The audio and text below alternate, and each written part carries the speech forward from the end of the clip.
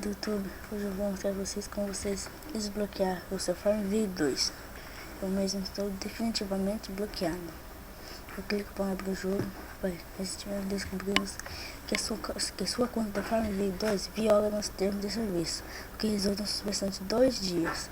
Nós trabalhamos para proteger a integridade do jogo.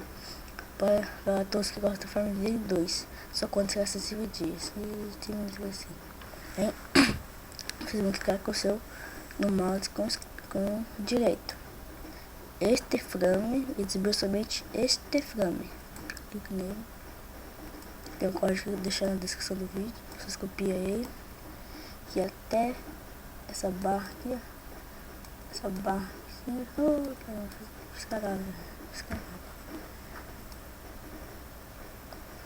tem essa barra aqui, até suspende, até igualzinho.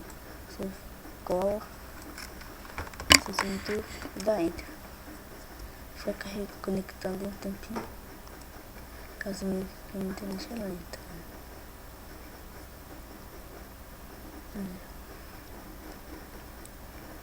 Pronto, o jogo já vai abrir normalmente.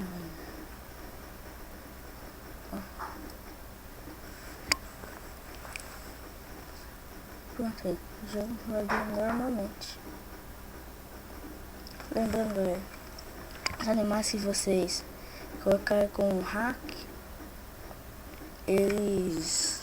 você vai colocar quando você for entrar de novo quando você estiver bloqueado, a Zinga vai tirar ele, tá vendo? Você só pode colocar animais com moedas, apenas com moedas. Para vocês, se não tiver muitas moedas, vai assistir um novo vídeo, como expandir e comprar uma delas grátis no Farmville. Quase todos os animais vão estar grátis, galera. Vocês podem colocar o tanto de animais que quiserem, tá vendo? Então, eu vou fechar o vídeo por aqui. Muito obrigado a todo mundo que assistiu. Clica no gostei se você gostou, seu vídeo favorito. E não esqueça de se inscrever no meu canal para receber mais vídeos como esse. Muito obrigado a todo mundo que assistiu. Valeu!